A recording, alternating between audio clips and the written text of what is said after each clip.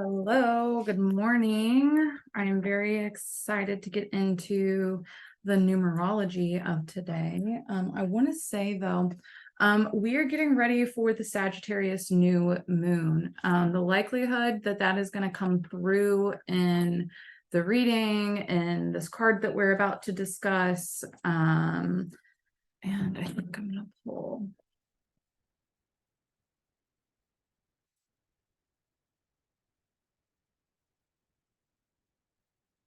So I want to talk a little bit about this card first. Let's get into our numerology. It is a 9 numerology day, 12/1/2023. So this is a 9 day. Here is the card for everyone. Here's the card. This card is called Freeing the Ancestors. You reach behind the veil to bring us into the now, freeing destinies and histories with your compassionate touch. While we journey out from center on missions of self-discovery, it is a comfort knowing you are the anchor. A serene image of the goddess sits in the center of the card, behind petals of a flower. She is half hidden, suggesting that she is emerging from behind a veil. The flower petals are at the peak of their beauty, but will fade quickly, while the beauty of the stone goddess is immortal. Both forms of beauty are nourishing to the soul. Each brings blessings. A dolphin dances in the corner, leaving the ocean to fly in the air. This, too, is a momentary beauty.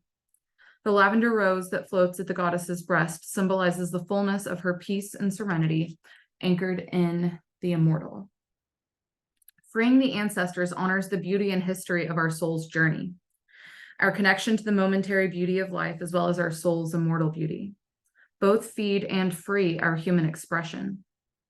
Have you slowed down to experience the beauty in your life? What is a theme of beauty, a gift from ancestors that connects you to your soul and frees you to explore your world? What fleeting beauty makes you see with new eyes?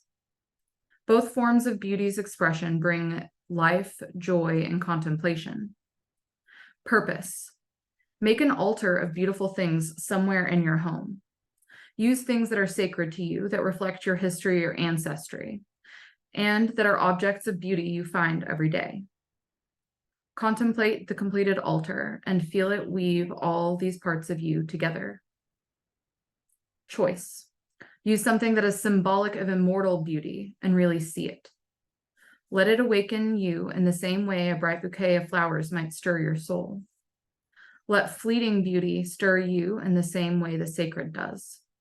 Stay aware of the similarities of both experiences. So the purpose is make an altar of beautiful things somewhere in your home. The choice is to make part of it fleeting, to make part of it temporary, to acknowledge that there is beauty both in the temporary and that which pervades. And I would take this a step further and say, go ahead and build an altar to all of the things that you've already built an altar to.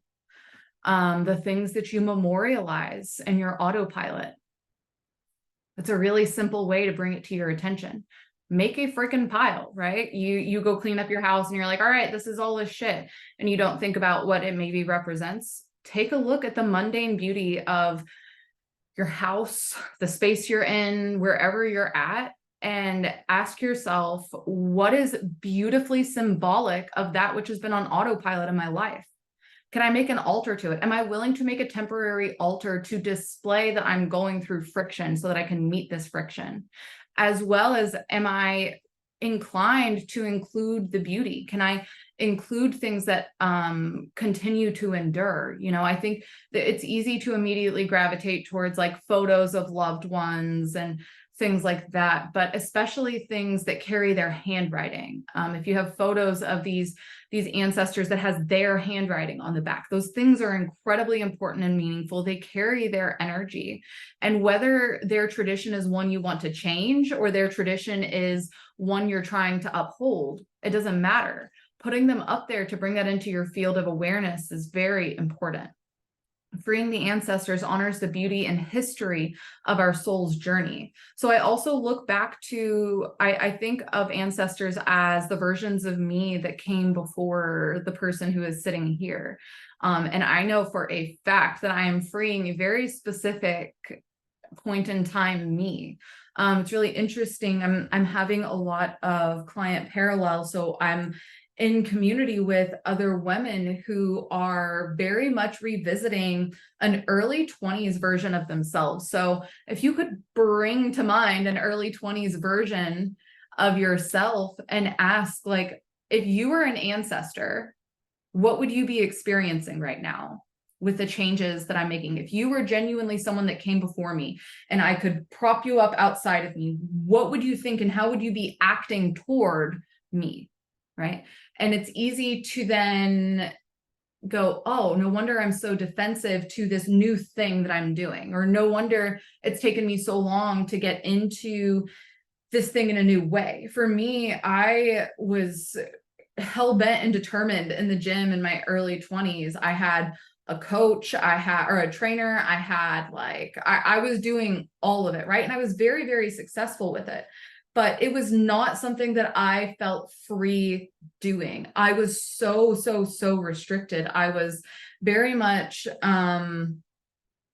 isolated. I was doing these things as a way to isolate myself rather than connect myself. So this freeing the ancestors journey for me is freeing that version of myself who's like, you have a coach, you're at the gym, you're doing what? No, we can't do it the way that you're doing it, because the way I did it back here was actually right. She's a know-it-all. She knows all of the things. Early 20s me, she knew everything, right?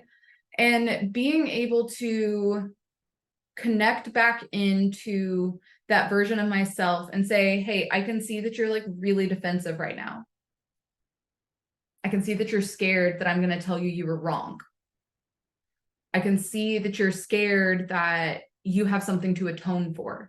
And that's why you're being defensive to this habit, or you're being defensive to this way of being, or you're being defensive to this person as a way to project it outside of you. I can see why you're doing that, right?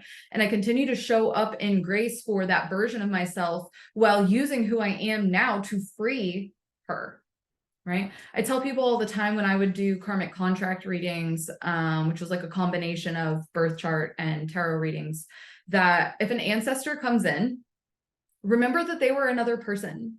Take everything they say with a grain of salt, every piece of input, because it would be the same as him giving me input, right? I care about him. I love him. He's my husband. I value his insight, his input, but at the end of the day, I'm going to make the decisions that are right for me. That's what we have to do when we connect to our ancestors. So sometimes it does take looking at a tradition and going, yeah, I may have been doing that and I may have been doing it for a long time and it may have started before me, but it can end with me. This tradition can be broken. Last week, we talked about you don't have to take everything you're handed.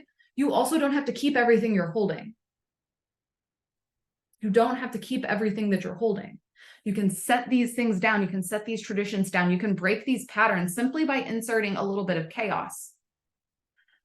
Chaos usually ensues when you bring a lot of items together that carry similar energy.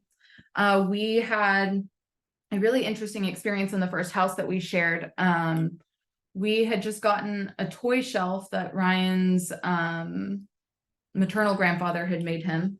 And we also had like a radio, like a couple of other like antiques from him. And we were getting ready to make a like an altar on the with these built-in shelves. And so we were moving some of the stuff. We moved the radio. I picked the radio up. I walked to the back bedroom where the toy shelf was, and I set it on top of the shelf. Turned around, walked out, went and did our thing. We were in the kitchen later, and I start hearing like jazz music.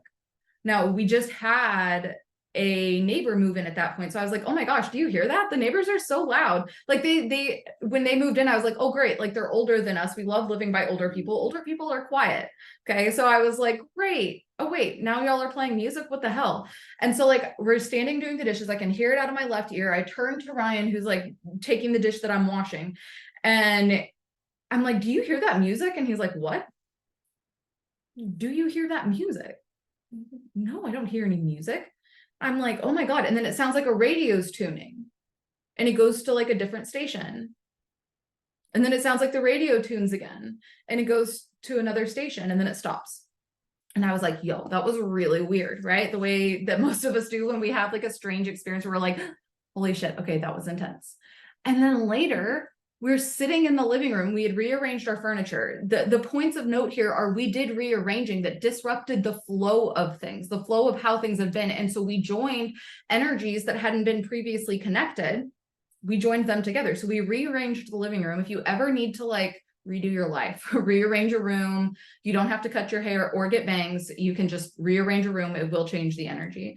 So when we rearranged the living room, we had this toy as a fire hydrant, is this big, heavy rubber fire hydrant. I'd had it for Memphis since I got him, and it was sitting in the living room, completely still. We're watching TV, and then it just starts rolling. It starts rolling across the living room, and we're like looking at each other like, you're seeing that, right? You're seeing that, right? It's like, holy shit, this is literally happening before our eyes. And that's because we disrupted the flow of things. We rearranged, we reoriented, we put things with concentrated energy together. So magic happened, right? The idea that you could initiate change in a pattern simply by bringing together items that are beautiful in their own kind of like mundane ways, and also kind of grotesque in their own mundane ways, because they are representative of these patterns that we're shifting, right? But they're also giving honor to, giving reverence to the version of us that came before, so that they don't feel discarded, they don't feel isolated, they don't feel shoved off or shoved away.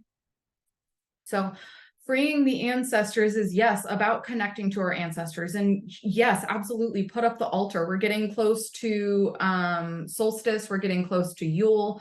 I know it's not as popular to hear at this time of year, but the veil is thinning. The veil is always thin. The veil is thinning. And being able to get to these Sabbats and these half Sabbats and know that we are at a point where we can connect deeply to tradition. We can connect deeply to the spirit of tradition, right? The spirit of our tradition lives on in our ancestors. So being able to connect into these entities, these energies, and say, thank you so much for doing the things you did to get me here. I've got it from here. I can do this. I trust myself to be resilient. There's this idea when it comes to freeing the ancestors that we have to remember, again, that they were just people. They have, I always think of play when it comes to the dolphin, right? They had this ability to play that was different. Their play and their life was different than our life. And the best thing that we can do is play on our own terms, show up on our own terms, and know that we have the ability to comfort ourselves knowing where we came from, right? Even if where we came from does not necessarily feel comforting, we find home where we're at. We find home where we're at. If you have this moon in your 4th house, I would be paying particular attention to the things that you're doing in your home leading up to this. New moons and getting ready for the dark moon is the day before is a really beautiful time to clean. Same with the full moon. So for some modern mundane magic, practical magic, this is the day to do some tidying. We did a house reset yesterday, but I think this space, as soon as we're done, like we'll hop on, we'll organize this, get this stuff tidied up, because our spaces are important to us. Our spaces are living altars to the things that we are doing, the ways that we are being and what we are experiencing. And so in that way, if I look around my altar, my living altar of the home that I have, and I say, okay, this doesn't work for me, or this is distracting to me, or this isn't nourishing to me, I have an obligation and a duty to shift that. Right.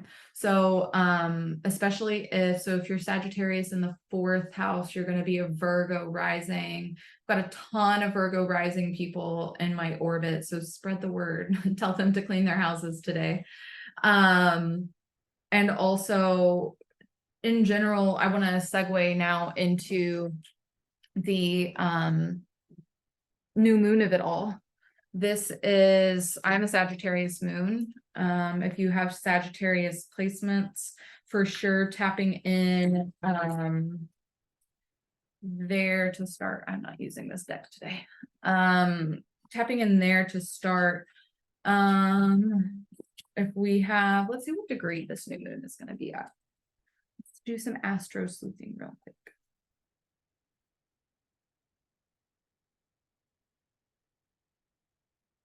New moon is going to be on the 12th and it is at a later degree.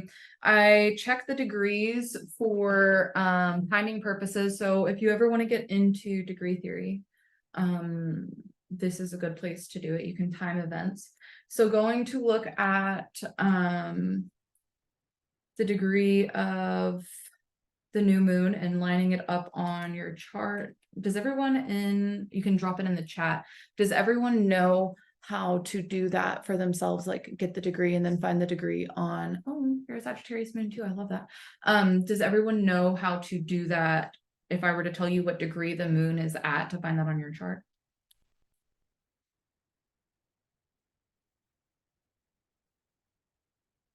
Feel free to just type it in the chat. I'm pulling up the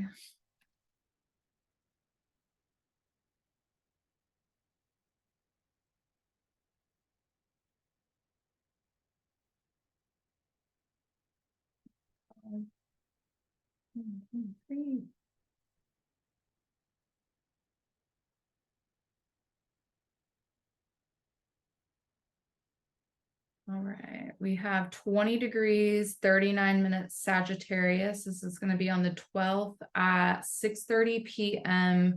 That would be Eastern Standard Time. I know at least one of us here is in Eastern Standard Time.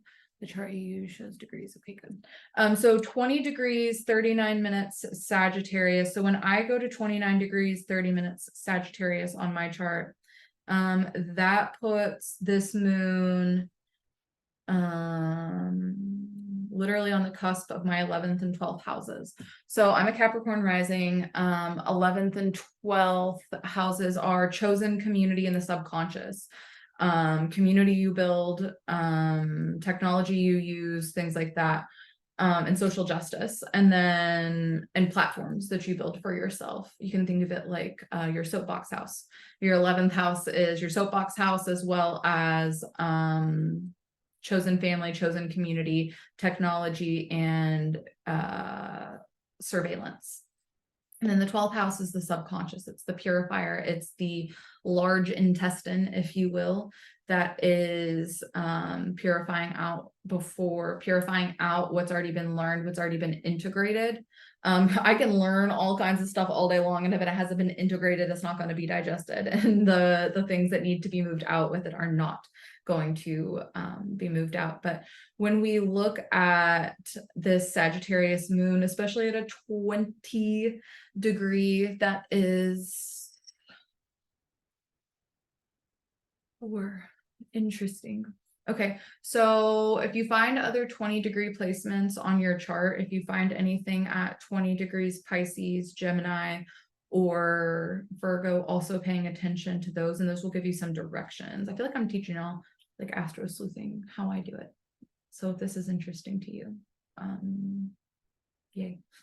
But being able to go find those and look at the other storytellers on the chart, that's what I find really important. Gemini, Sagittarius also rules the 9th house. So your 9th house is active.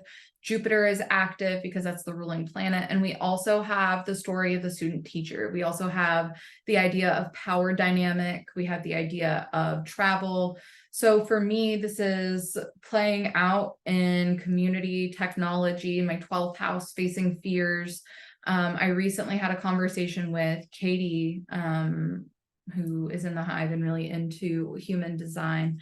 And I had a conversation with her. I was like, how the hell do I actually like thrive with fear motivation? And she was like, well, you don't get rid of the fear. You use the fear to motivate you. Lessening the fear of something is actually demotivating to fear motivated people. And I was like, God, that is like so obvious, but like, of course I want to shift the fear. And this journey, this new moon experience is like, you're just literally going to have to feel the fear and do it anyway.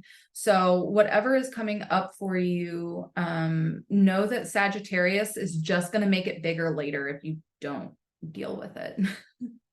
Sagittarius, as soon as we moved into Sagittarius season, it was like whatever problems people were having, it was like the magnifying glass got even bigger on it. And so being able to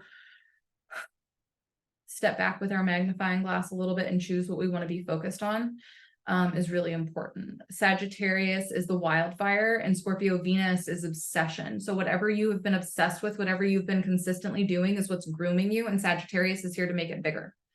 So this is a really good time for initiating, if you are willing to look in the rear view, not with shame, but look in the rear view with the kind of temperance balance and go, okay, this worked, this didn't. Let's pour this water out. Let's keep this water. Temperance is Sagittarius's card in the tarot deck, in the major arcana. And so when we look at temperance, we have 1 foot on earth, 1 foot in the water. Sagittarius is often represented with the archer, but it's also deeply connected to the centaur. So we have half person, half horse, right? We have this idea that when we bring these two things into union, a more harmonious connection can be built. And I think that is our starting point. Jupiter is a really fun look at the idea of harmony, whereas everything else is in balance.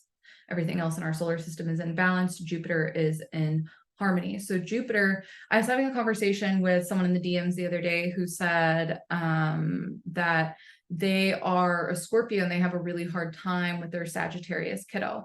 And I was like, oh, that makes a lot of sense. That's like one of the clunkiest transitions into like the end of the year. This transition from the Scorpio moon, which is heavy, intense, and dense at times, like emotionally dense. It can be emotionally nourishing, and tense can be a good thing depending on what's happening with it. But I also think of tense as balance, right? Scorpio follows Libra. And so we have this idea of balance, and we've really glorified balance when we are in Libra season. And so we get to Scorpio season and we're like, God, that's like super restrictive to try to keep balance going constantly. So we spend most of Scorpio season revolting against the concept of balance, even though we are consciously telling ourselves balance is right, balance is right, balance is right. And then you get to Sagittarius season, where in Sagittarius season, the impulse control is not quite as high. You don't have the noodle brains left in your year, so to speak,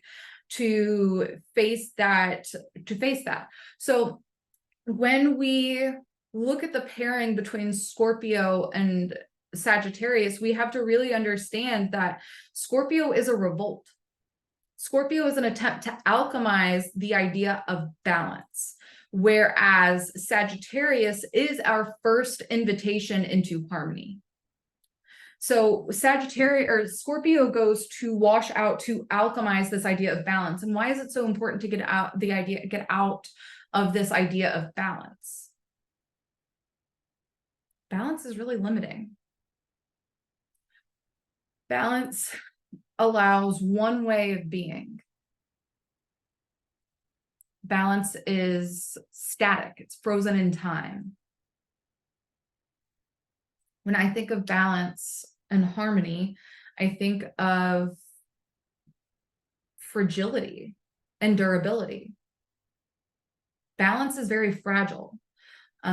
Imagine, if you will, you are taking a hike. I've been using this example this week. Imagine you are taking a hike and you are familiar with this hike, like this beautiful vista that you've been working towards is like right there. As you round the bend, you see someone like hunched over doing something, and they stand up and they walk off. You see what they were doing. You see they were stacking rocks or moved all kinds of different directions. And you think to yourself, wow, that's so interesting. It's really beautiful. Must have taken a lot of work to get it like that. By the way, you're not supposed to stack rocks, but that's, again, conversation for another time. Leave no trace, leave it better than you found it. But you think to yourself, wow, that's really beautiful. That must have taken a lot of time to make it like that, a lot of patience. And you and your dog walk up to the view, and your dog does what dogs do, which is raise its leg to go pee. And when it raises its leg, it knocks it over.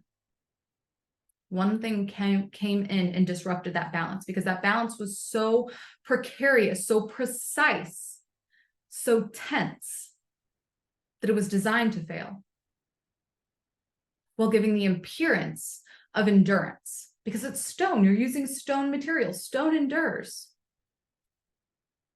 But balance is deeply fragile. Balance has only one way of being. Balance is a continued orientation to the past, to what was. When we maintain tradition, we keep an orientation to the past. Some traditions support us as we move forward. They support us in creating new traditions. Thank goodness I was there so I can be here. Balance is very restrictive. Balance says there is only one way to be. Balance is the ego. It's an attempt to attain the unattainable. And while that is maybe a pursuit that you came here for, if you didn't come to walk into a brick wall over and over and over again and be perfect and please everyone with your happiness and your pleasantness and your quietness, and you came here to live a full life, then you probably came here to find harmony. Ryan gave a really interesting example. Would you like to talk about that? With the statue or what? The rock in the river. I was like, we've talked about a lot of examples. The rock in the river. The rock in the river. Yeah.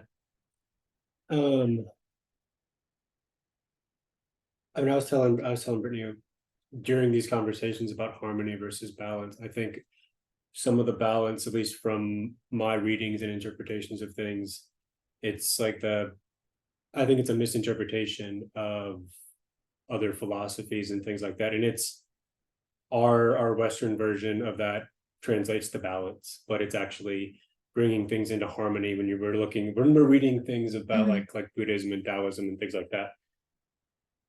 So that's kind of a misstep. I think my interpretation, at least, is where we read balance, where we see balance, we need to change that and read deeper and find harmony instead of balance. Because like Brittany said, it's a really fragile thing, but harmony is like being a stone in the middle of a river and letting things, go around you and pass you by.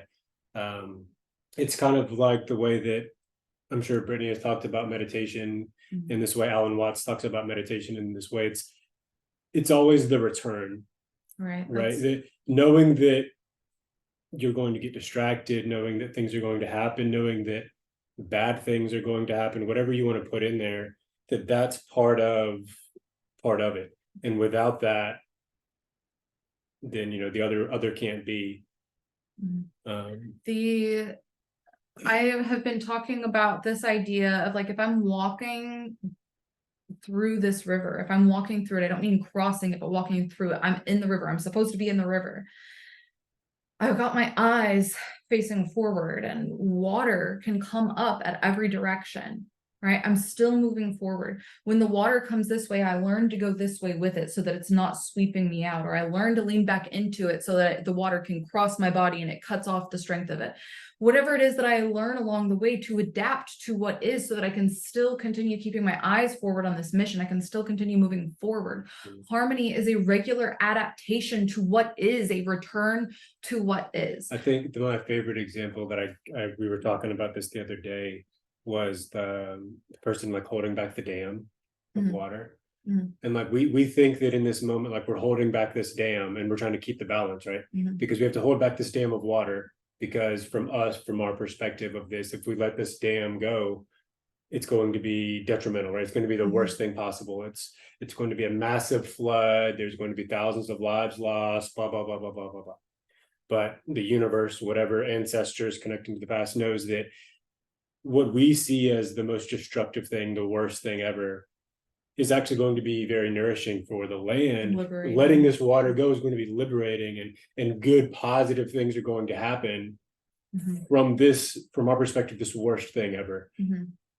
That's the harmony of it. Trying to keep that water back, that's trying to keep That's things actually in keeping balance, things right? in Right, disharmony. trying to keep Yeah. things in balance, but keeping things in harmony is understanding and recognizing that destruction is part of that. Mhm. And sometimes with that destruction comes beauty and things And like that. destructing the no is Yeah. what we've been talking about week over week for the last few weeks. Destructing the no. Alice Sparkly Cat is one of my all-time favorite astrologers and favorite accounts to follow. And they just released a post talking about 2024 being the year of the dragon. And in this like year of the dragon, they were speaking about the point where a river and an ocean meets is called the dragon's breath. And it said that a dragon that breathes is a dragon that nourishes us. A river that breathes undammed is a river that nourishes us, nourishes the land. Our bodies, when they can breathe with as few no's as possible, can breathe.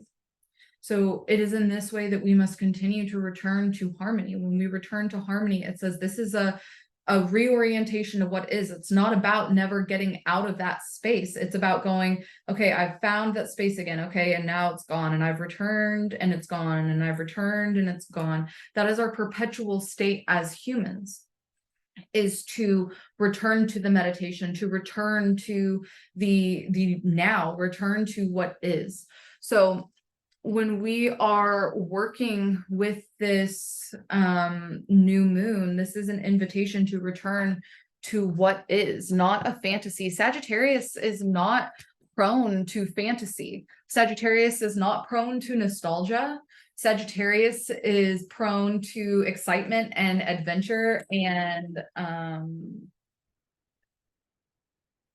freedom, breathing. Sagittarius is prone to breathing. Sagittarius is prone to dissolving the boundaries that Scorpio season did not get out in the wash. And that's why it is such a clunky transition from Scorpio season into Sagittarius, from the Scorpio new moon to the Sagittarius new moon. I had a card in here upside down. And being able to strike harmony. Harmony says, I think of oh, Kelsey's here. Lovely. I was a choir kid, and I know to be true that you can have an entire choir save one person singing a part, and that one person singing another part will balance out the harmony. Will create harmony, rather. Will create harmony. And in order to do that, that's the reminder that just one small subtle addition is enough to, in quotes, balance out the rest. When I think of most of health, wellness, spiritual growth, self-growth, mind, body, spirit growth, it's an addition problem. It is not a subtraction problem. And when Sagittarius allows themselves to stop for a moment and examine what's going on and what they're doing, they realize, oh, I'm not really prone to fantasy. I'm just prone to going in the same direction forever. I think of Sagittarius as a wildfire. A wildfire is much like fire is Sagittarius is fire in the same way that I describe a bankless river. It will keep going regardless of the direction it is burning.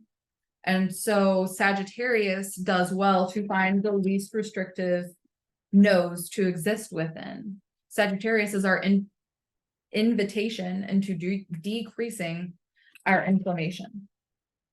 So I am going to pull some cards for some Sagittarius season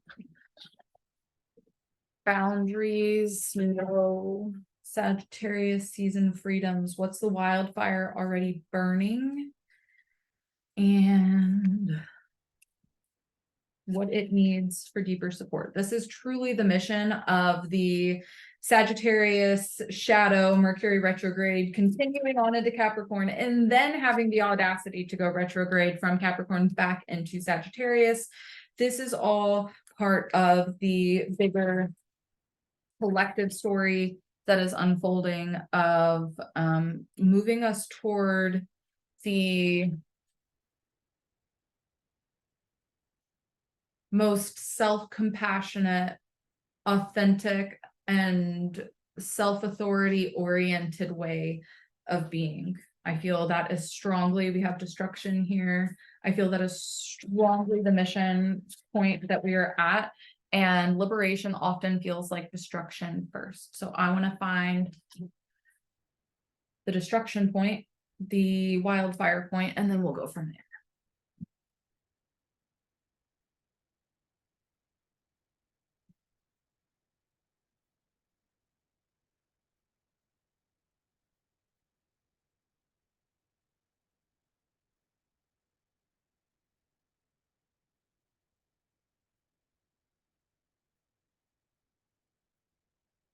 Wildfires we want to keep.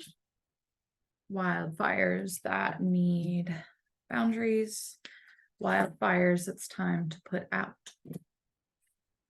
Wildfires we want to keep. Stay in your own lane. Do your own work.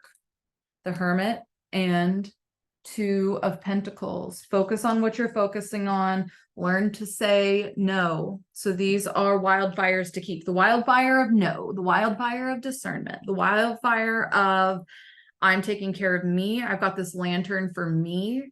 And if your me is more than just you, if your me is your family, if your me is your work mission, if your me is your kids, whatever, but again, the you, the very real you at the heart of that is the thing that you have to continue returning to you.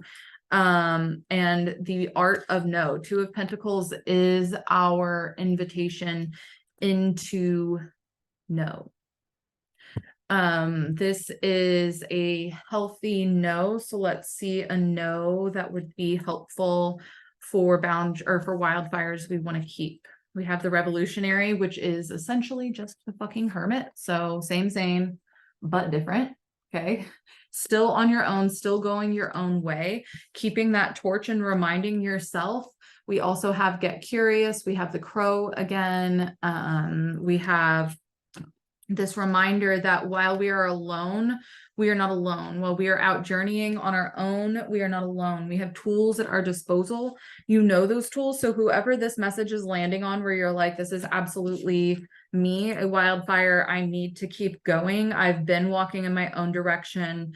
And I can see that things are starting to gain momentum. I want to tell you that momentum is going to be gained much quicker when you bail out your boat. We have Six of Swords as our stalker card here. This has come up 3 weeks in a row now, I think. And this is a reminder that the boat moves faster, the tools are more useful. I almost said toolful. I wrote down the name of this card in my notes here this week as Six of motherfucking swords. Like, get the fucking message, y'all. Six of motherfucking swords. We're bailing out the boat. A Six of Swords resonating for either of you specifically that are sitting on the call in the chat right now, because if they are, I am happy to pull cards to clarify or add conversation to this. This one feels really resonant to me personally. I am very much learning the art of no. I'm a Sagittarius moon in the 12th house, and this is definitely something I'm resonating with. I have all of the tools. Sometimes you just got to take a freaking bet on yourself. You got to go all in. Yes. My grandma said something about betting yesterday that made me chuckle.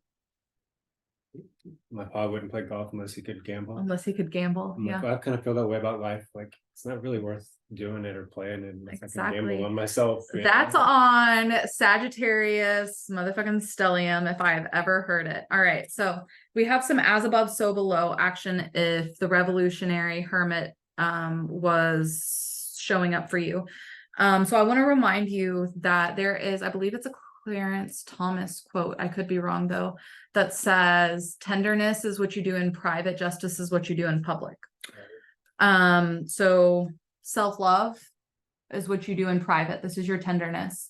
You need to be the most loving, non-violent, non-shaming space that you can return to. The world does it enough for you. You do not need to add it on yourself. I know that's the reverse of, well, I do it to myself enough. I don't need anyone else doing it, but this is self-responsibility time here. Okay. So no matter what is showing up outside of me, this is my bare minimum, is self-love. And self-love is, yes, it's being sure to take a bath, and it's being sure to, you know, give yourself time to luxuriate, and making sure you're doing your fucking skincare routine and all of the other stuff. That is very self-loving. And it is also self-love to detox from doing. It is also self-love to give yourself a freaking break. It is also self-love to give yourself discipline, to give yourself a no so that you can pursue a bigger yes.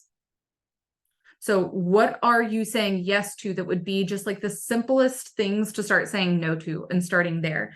Because what you're doing in public is Queen of Swords shit. It's Queen of Swords shit. This is doing yourself justice in your public facing life. This is showing up for the shit that you say you're going to show up for. This is being the most accountable and trustworthy version of yourself, to yourself, for yourself. Not for anyone else, not because it means anything about you, but because it is how you show yourself you are in integrity with yourself. So again, these are wildfires to keep. Wildfires that want some boundaries. We have Four of Wands and Page of Cups. Get a loose freaking grip on your idea of balance, y'all. A loose grip on your idea of balance, of harmony, okay? Page of Cups says dissolve some of the no's that you have up. You've got a wildfire burning of this idea of trying to maintain an old way of being, this old four, right? This older way of being. You're trying to maintain that. And again, it's Page of Cups. Page of Cups is inherently kind of loosey-goosey, and the Four Wands alone aren't enough to contain that, right? So Page of Cups is our, I'm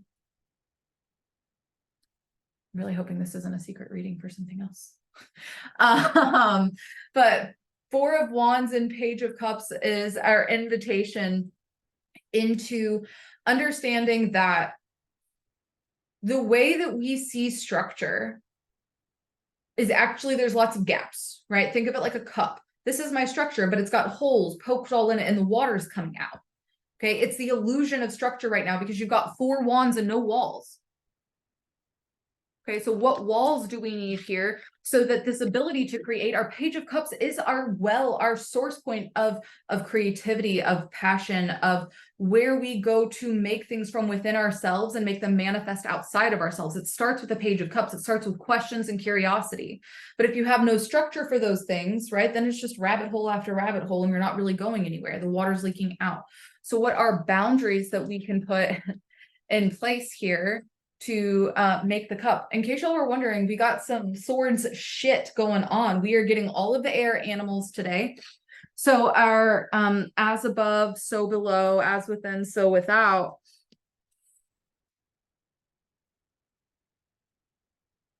As above, so below, as within, so without. King of Swords, soul work. So how do we make the walls here? That is literally your soul work. It is literally your soul work. Your soul work says that,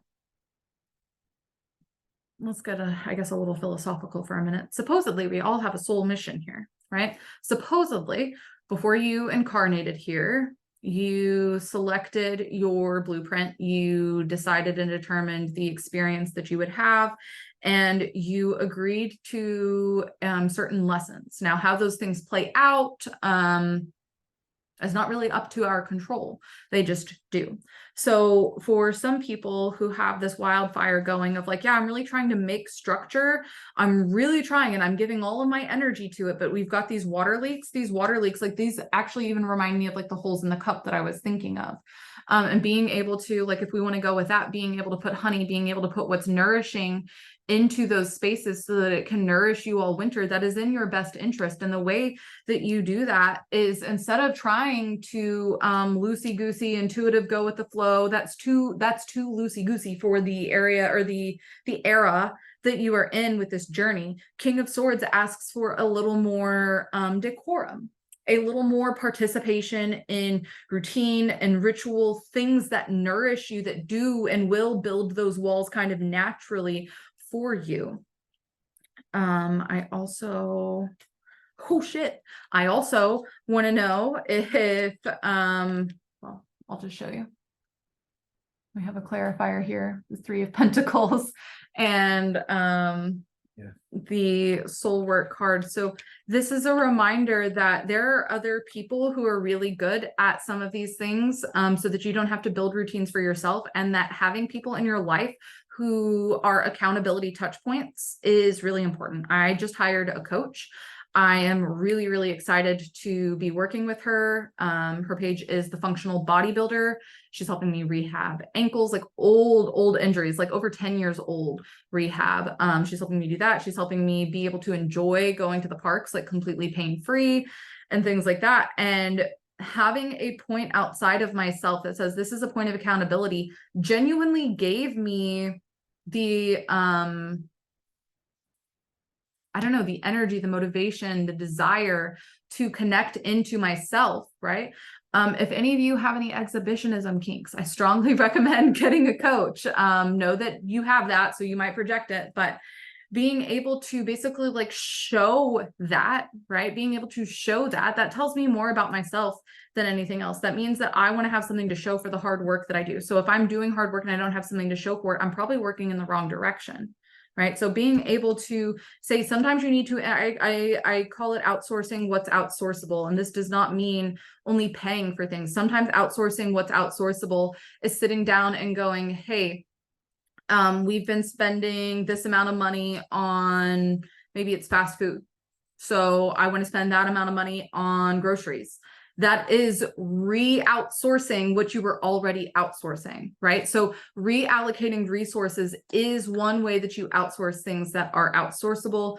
3 of Pentacles is a reminder of that. It's a reminder too that these things take time. So continuing to be consistent is what's ultimately going to build the hive of the structure, right, that you're operating within. I think there's a real call for this kind of community honeycomb hive-like connection for support. So I am going to, will you make a note, please, to how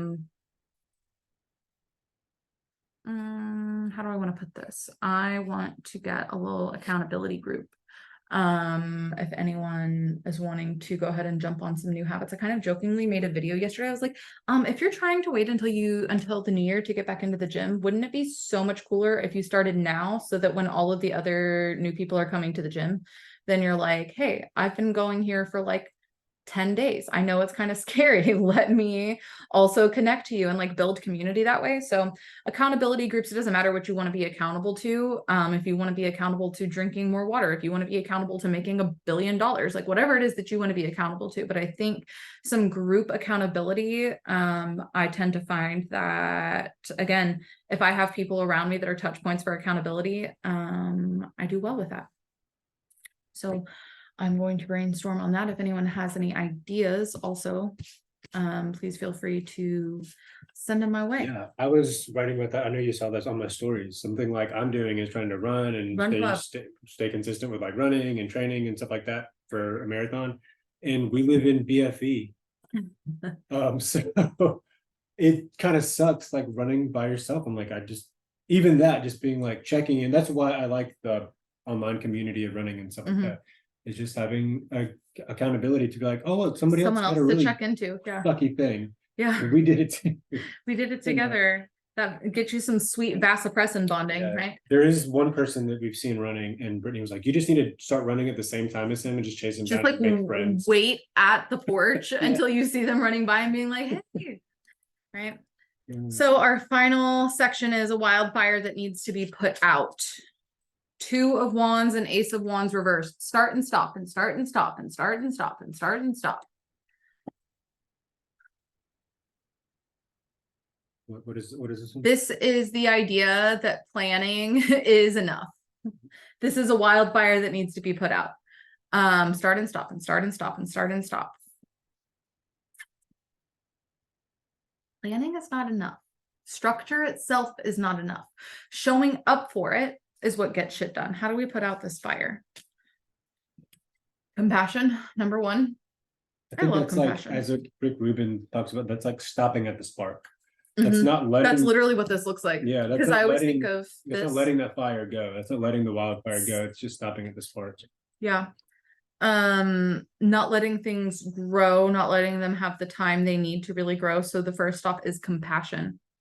Compassion is a reminder that you cannot change what has been. You can only be with what is. Compassion says, while yes, I would really prefer it if you weren't upset, you are. And I can be with that. I have the capacity to be with those feelings that you're experiencing in a grounded and centered way, divorced of story, divorced of what it means about me, to be witness to the story. Empathy and sympathy are a little bit different. Sympathy says, oh, I've been there, done that, got that t-shirt, and this is exactly what I wish would have happened for me. So that's what I'm going to do for you. So you project yourself onto the other. And empathy says, well, I've never experienced that, but if I had, how might I feel? What might I want in response to that feeling? And then we do that. But compassion says, I see you.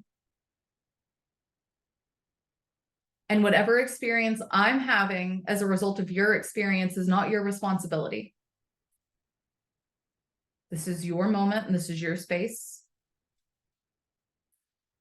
So for ourselves, we want to hold compassion for the start and stop and start and stop and start and stop. Because I mean, thank goodness we know how to start. Thank goodness that me has practiced starting because I know how to start.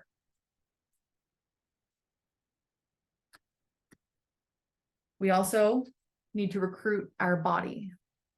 Ask body. It's hard to recruit your body if your body is inflamed over and over and over again, though. So ask your body how it feels about the yes and no and yes and no and yes and no and yes and no. Probably doesn't feel good constantly recalibrating. I was just reading about the circadian rhythm, and it was talking about how I used to, so the previous information was that you needed to go to bed within, let's say your bedtime is 9 p.m. You need to go to sleep between 8 and 10, so with an hour before, an hour after, in order to keep your circadian rhythm. However, there's newer information that indicates it's more like a 15-minute window one way or another. Otherwise, your circadian rhythm is continuing to recalibrate. And that's a lot of hard work on your body. And your body is the only thing that you get to take with you the whole time you're here. So connecting into your body and saying, how does it feel to stop and go and stop and go and stop and go? If you are in any way noodle-brained, you probably don't like task switching. And start and stop and start and stop and start and stop is task switching. And that's probably why you're getting fed up with yourself and you feel like, oh, well, maybe this isn't actually something I want or need to do. It is. You have to keep going. You have to learn how to keep going. So we have the observer and reflect coming out together. I was going to say, what is our final point of note here on how to put out this fire? A good observer knows when to act and when to hang back. Reflect is a reminder that whatever you are seeing in your life is a reflection of what you are doing. Reflect is like karma. Alan Watts says karma is your doing, as in this is what I do and then this is what happens when I do. So when I observe and say, this is what happens when I stop and then go, and I stop and go, and I give myself this little hit of feeling like I'm doing it while never actually doing it. Go all in. Go all in. Learn how to keep going. Where do we keep going? We have Ace of Cups reversed. Some of you need to start over. And we have 8 of Cups. Some of you need to walk away. Starting over and walking away from our old habits can be pretty addictive, though. So checking yourself and asking, if I stop this habit and walk away all the time, am I more connected to that dynamic? Am I more connected to the yo-yo, the roller coaster of that, than I am myself? my physical body and what my physical self wants and needs. And our physical self is what keeps track of all of the other stuff, right? The anger we're not sharing, the experiences we have that we keep to ourselves, our body holds on to all of that.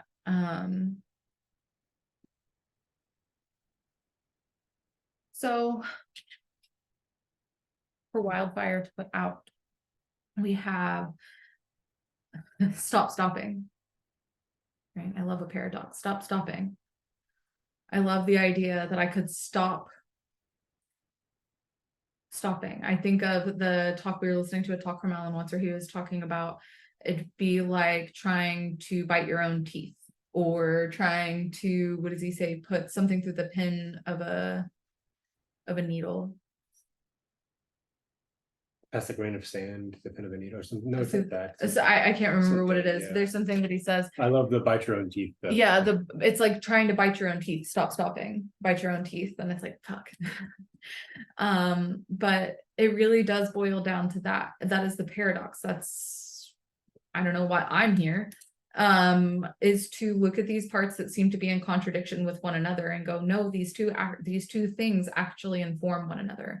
So when it comes to stopping, when it comes to stopping, we have to ask ourselves, once we get off that ride, was I actually more connected to the roller coaster of it, right? That Ace of Cups that has this kind of like the fish going around in a circle is what I'm drawn into. Was I more connected to that confusion and that not knowing? Was that better for me? Because then I wouldn't have to know if I actually have the courage to do something different. Because if I get rid of the stopping and starting and stopping and starting, God damn it, what am I going to find out? So if you are really wanting to confront some of these things and you want to get a little kinky with it, I strongly recommend, maybe we'll do that in the accountability group. I strongly recommend the Deepest Fear inventory in Existential Kink. It is one of my all-time faves. I have some of my favorite writing that I have ever done or ever shared rather, is about the Deepest Fear inventory. It is on my Substack. It's called Interlude to something, Exploring My Deepest Fears. Deepest Fear inventory starts on page 93 of Existential Kink, Dr. Carolyn Elliott. And it helps us identify our specific resistances to receiving the things we claim to want. Something I really like about this exercise is, one, that whoever is listening to you read your list off cannot say a single thing other than thank you for your honesty, and all you can say is thank you for listening, no matter how much you're cringing inside that you have just shown your guts to someone. It's beautiful. I love that practice. And then another thing that I love about it is that you rip it up every day, so that you don't have the ability to just rewrite the list like you're writing lines, because that doesn't mean shit. You want to be pulling these fears up from the surface. Dear universe, I absolutely hate, resent, and reject keeping momentum going, because I have a deep fear that I might become someone completely different on the other side that I don't know. Here's a good intro. So read the section in Existential Kink. Again, it starts on page 93, Deepest Fear inventory. Read all of Existential Kink. Start there, but especially the Deepest Fear inventory if you want to. That's the third thing I really like about it, is you lose interest in your bullshit really fast. We started doing it, and I think it was probably like 6 days in, and we were sitting there, and it was really fast the first like few days, and then like it takes a long time because you're like, I've already admitted this fear. This is no longer interesting, because most of the time it's just the not admitting the fear that's really, really interesting. And so once you name it, give it a shape, you're like, this is less scary. I'm less interested. But I think it was probably like day 5 or 6, and we were doing it. We'd been sitting in the living room for like an hour, and he looks up and he's like, this is stupid. I'm tired of doing this. Like, none of this is actually scary. None of this actually, I don't actually feel fearful the way I thought I did. And that's the point, is you lose interest really quickly in holding on to the idea of fears, and you can see through your shit. Another book that I would recommend if you have a grain of salt that you can take it with is The Courage to be Disliked. I can't remember the two authors' names off the top of my head. But that also touches on premises of really enjoying the starting and stopping more than you enjoy the doing, because the doing would show you who you actually are, and that's what we're most afraid of. And so I recommend that resource as well. I do not think that it is the best for PTSD and complex PTSD experiences. However, I think I am always capable of taking what works and leaving the rest. So that is what I have for today. We are freeing the ancestors. If that means cleaning your house, then you're cleaning your house. If that means going back to inner 20-year-old you and saying, okay, I'm ready to see why you feel so defensive against me right now, inner 8-year-old you, inner whatever, because their story is deeply connected to something you're trying to do in your present day life, then free those ancestors, free yourself. It is 100% okay to secure your own oxygen mask before you're putting anyone else's on. And finally, it is the Sagittarius new moon. So if you're going to start some drama, know that the temporary fun is going to endure, and it will no longer be fun as it endures. So if you are trying to get up to some shenanigans this new moon, you have my Sagittarius moon blessing, and I will see you in the comment section when this is escalated beyond biblical proportions. So that is it. Stop the recording.